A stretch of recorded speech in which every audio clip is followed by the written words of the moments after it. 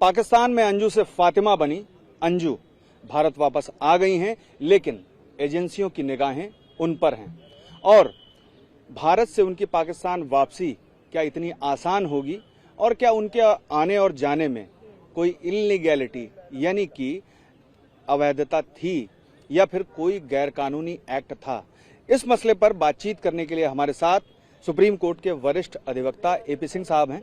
AP Singh साहब, मेरा सबसे पहला सवाल यही है आपसे कि अंजू आई और गई तो वैलिड वीजा से थी, फिर ऐसी स्थिति में आखिर क्यों एजेंसियां उनके पीछे लगी हुई? नहीं, एजेंसियों का लगना स्वाभाविक है। गई थी, वीजा वैलिड था, लेकिन बाद में जब पता चला ना पति से वीजा जाने का मतलब पति से पूछा, सबसे पूछा, लेकिन ना पति से पूछा, ना पिता से पूछा, ना माता से पूछा, ना बच्चों से पूछा, ना देवर जेठ जेठानी दादा दादी नाना नानी मौसा फ्लैट आगे पीछे दाएं बाएं दोस्त सास सहेली किसी से नहीं पूछा। झूठ बोला कि जयपुर जा रही हूँ। वो तो सोशल मीडिया ना होती तो पता ही नहीं चलता, लेकिन वो वहां गई और जाते ही वहां 3 दिन में गई। वो बोल रही दोस्ती के लिए आई हूँ, मित्रता के लिए आई हूँ, और वहां 2 ही दिन में धर्म परिवर्तन, निकाह, वलीमा की दावत, सुहागरात, हनीमून और आइसोलेटेड कैमरे पे ड्रोन कैमरे से शूटिंग। आपने देखे हरी हरी चुनरिया, जो पर्दा नशीन महिला जिसके लिए पर्दा रेशमी बुरका बनवाया गया, उस पर्दे और बुरके को छोड़ के 12 लोगों के साथ, पुरुषों के साथ बैठ के डिनर और लंच करने की फोटो आप सबने देखे हैं। तो वो वहां के बाद फिर 3 दिन के बाद उसका कुछ पता नहीं चला। 6 महीने कहाँ मिली, किससे मिली, कब मिली, कहाँ मिली, कौन सा मोबाइल फोन, क्या आने की सूचना उसने खुलासा करके नहीं आई, जहां हर चीज खुलासा होती है आजकल सोशल मीडिया के माध्यम। मैं आपसे एक्चुअली सिर्फ कानूनी पहलू पर बात करना चाहता हूं और मसला ये है कि वो एक बालिग महिला हैं और ऐसी स्थिति में वो अपनी मर्जी से बिना किसी को बताए वीजा लेकर किसी भी देश जा सकती हैं। लेकिन और मसला ये है कि जब वो वापस आई तो जो देश की एजेंसियां हैं उनकी निगाहें जो है अंजू पर हैं। उसकी वजह क्या हो सकती है, इस पर आप प्रकाश डालें। उन्होंने ट्रेस किया, ये बता के आती, बोल के आती तो वो अलग बात थी, लेकिन उन्होंने अपने वहां बाघा बॉर्डर पर अपनी इंटेलिजेंस से कहा ये अंजू है जो आ रही है, तो उन्होंने उसको ट्रेस, फिर उसके बाद अमृतसर ले गए, 1.5 घंटे से पूछताछ की। पूछताछ में सख्त सवाल है। अंजू से पूछा आपके ही चैनल ने कितनी देर पूछताछ हुई, तो बाघा बॉर्डर पे, तो उसने कहा 10-15 मिनट। वो 10-15 मिनट पढ़ते आधा घंटा, 1 घंटा, 1.5 घंटा तक पहुंच गए। संतोषजनक जवाब नहीं दे रही है, तो डाउट है कहीं उसके साथ ऐसा भी ना हुआ हो। वहां गई प्यार में थी, मान लिया, लेकिन वहां ब्लैकमेल की गई हो, हरेसमेंट किया हो गया हो, वीडियो बना ली गई हो, अब उसे भारत में जासूस बना के भेजा जाए। कारण क्या है? कोई क्यों आना चाहेगा? जब नसरुल्ला की वाइफ बन गई, बेगम बन गई, धर्म बदल लिया, प्यार हो गया, रह रही। बच्चे हैं यहाँ पर, इस वजह से वो आई। बच्चों को ही छोड़ के गई थी।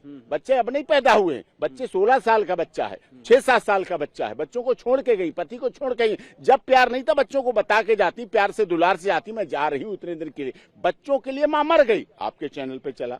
पिता माता के लिए बेटी मर गई, पति के लिए पत्नी मर गई, उनके लिए सब मर गई, अब किसके लिए आई? इसके पीछे आने का एक बहुत बड़ी साजिश हो सकती है। मेरा कहना है जांच एजेंसियों को उसका पॉलीग्राफी टेस्ट कराएं, लाई डिटेक्टर टेस्ट कराएं, ब्रेन मैपिंग कराएं और उसके CDR जो भी जो उससे पूछा जाए, कौन से फोन रहे, कहाँ रही, किससे मिली, कब मिली, इतने दिन कहाँ रही, वो सारी अपनी इंटेलिजेंसी। 2 देशों का मामला है।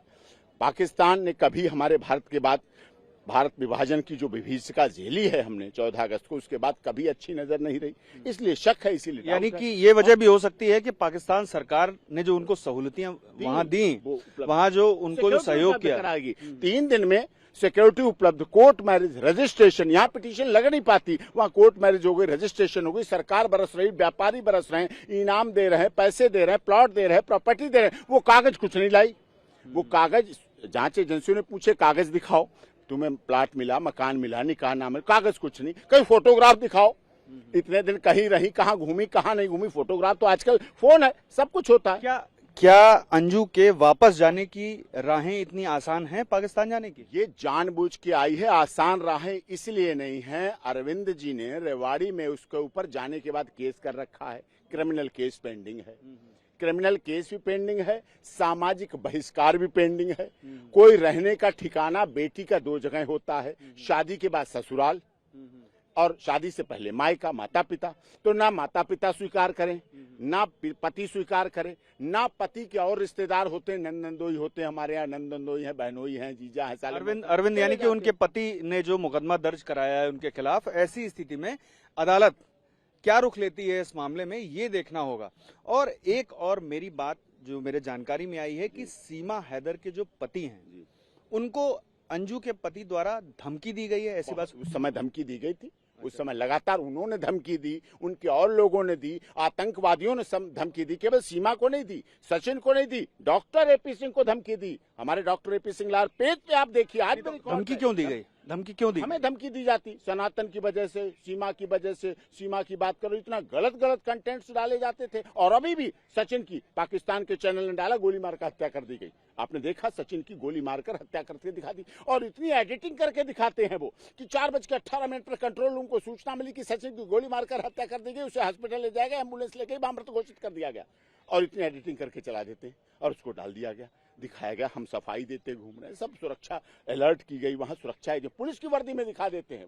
वो उत्तर प्रदेश की पुलिस की वर्दी में पुलिस अधिकारी बोल रहा है, एम्बुलेंस दिखा देते हैं। मेरी जो जानकारी है कि अंजू के मामले में जब सीमा हैदर के पति ने कोई बयान दिया था, उसके बाद अंजू के पति की ओर से भी कोई धमकी दी गई आया था, बहुत बड़ी धमकी आई थी, काट डालेंगे, मार डालेंगे, छोड़ेंगे नहीं, भारत में नहीं छोड़ेंगे, तेरे वकील को नहीं छोड़ेंगे, पति को नहीं छोड़ेंगे, खत्म कर देंगे, तू समझती नहीं पाकिस्तान क्या है, ये है, ऐसा बोला गया था। और आज उसी जगह अपनी बीबी, शरीके हयात, वाइफ, बेगम, धर्म पत्नी को भेज रहा है, व्यक्ति अकेले भेज रहा है।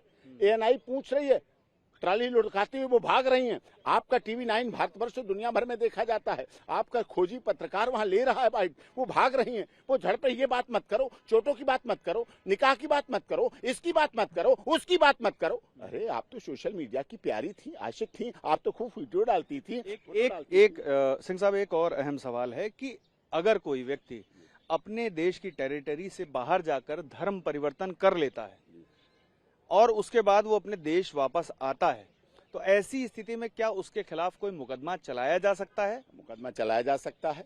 और अगर वो दूसरे देश में जाकर के, मतलब कि यहाँ शादीशुदा थी अंजू, हिंदू मैरिज एक्ट के तहत उनकी स्पेशल मैरिज एक्ट के तहत उनकी शादी हुई थी, और वहां जाकर उन्होंने धर्म बदलकर फिर एक बार शादी कर ली, तो क्या ऐसी स्थिति में उनके पति की ओर से जो मुकदमा किया गया है वो अभी लंबा चलेगा, स्टैंड करेगा, पूरा चलेगा? पहले वो बाई बर्थ हिंदू थी, उसके बाद क्रिश्चियनिज्म ग्रहण किया, उसके बाद पाकिस्तान में जाके उसने इस्लाम धर्म ग्रहण किया, तो 3 धर्मों का तो उन्होंने किया है।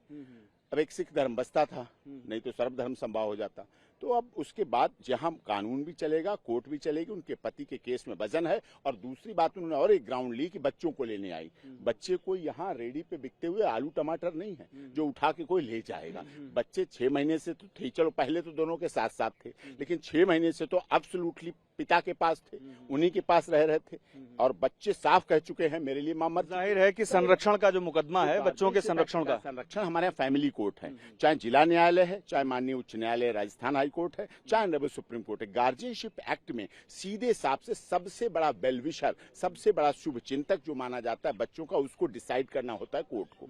वो माता भी हो सकती, पिता भी हो सकता, दादा दादी भी, नाना नानी भी हो सकते हैं। तो फैमिली कोर्ट गार्जियनशिप एक्ट में कहती बच्चे का संरक्षण, सुरक्षा, शिक्षा, स्वास्थ्य, उसका भविष्य कहाँ सुरक्षित है, बच्चे का मन क्या है, बच्चे से पूछा जाता है, काउंसलिंग होती है, बाकायदा सेशन चलता है, काउंसलर बैठे होते हैं, बच्चों के लिए काउंसलर बैठे, वो बात करते हैं कैसे क्या करते हैं। कई केसों में हमने देखा है बच्चे माता पिता के पास नहीं रहते, दादा दादी के पास जाएंगे, नाना नानी को, तो उनका मेंटेन भी करती है और संरक्षण भी देती है और कोर्ट उसको करती है। एक अंतिम सवाल मेरा कि अगर इन परिस्थितियों के दौरान अंजू की जो एक्टिविटीज हैं वो संदेहास्पद पाई जाती हैं, तो ऐसी स्थिति में क्या जो जांच एजेंसियां हैं वो भी उनके खिलाफ कार्रवाई कर सकती हैं? जांच एजेंसियां भी करेंगी। ऐसों के खिलाफ एनएसए राष्ट्रीय सुरक्षा के लिए खतरा हुई, जानबूझ के वहां गई, प्लान बना के गई, तो राष्ट्रीय सुरक्षा के लिए भी खतरा है, देश के लिए भी देशद्रोह है ये, और देश के लिए बहुत कुछ गलत कर। देशद्रोह कैसे हो सकता है? देशद्रोह, देशभक्त थी, भारत थी,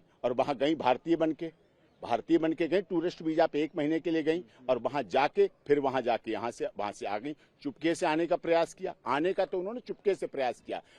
तो आपका खोजी पत्रकार था टीवी 9 पर, तो जिन्होंने पकड़ लिया वहां पे, और जो चीजें प्रेस रिलीज फिर जारी करनी, सुरक्षा एजेंसी ने प्रेस रिलीज जारी। पाकिस्तान से जो सीमा उन्होंने आई, वो मतलब बॉर्डर क्रॉस करके आई, वो तो वैलिड वीजा के तहत था, हर वैलिड है, लेकिन वैलिड ये मामला वैलिड वाला नहीं था। ये तो चर्चा हुई ना, फिर वहां से फोटो खूब डालती थी ना, लोगों के साथ प्रॉपर्टी के पेपर ले रही, फोटो खींच रहे थे ना, वो आए ना भारत की, हर न्यूज चैनल की टेबल पे रखे थे, नहीं, मेरा कहना यह है कि एक सामाजिक और उनका निजी जो परिवार है उसका एक मुद्दा हो सकता है, लेकिन जहां पहलू आता है देशद्रोह और एनएसए का, वहां पर तो फिर वो देश के खिलाफ अगर कोई एक्ट कर रही होंगी तभी ऐसा कुछ हो सकता बड़ा देश के खिलाफ, यहाँ से जाके वहां देश के खिलाफ प्लान बने, 6 महीने क्या किया, किसको पता, किसने जाना, क्या बातें हुई, क्या बताएंगी भारत सरकार के बारे में। अगर एजेंसियों को ऐसा कुछ मिलता है। जल राजस्थान जो राज्य है वो बॉर्डर का राज्य है, बॉर्डर पे हमारे पाकिस्तान का बॉर्डर लगता है, बाड़मेर और वो सब क्षेत्र हैं, और वहां तो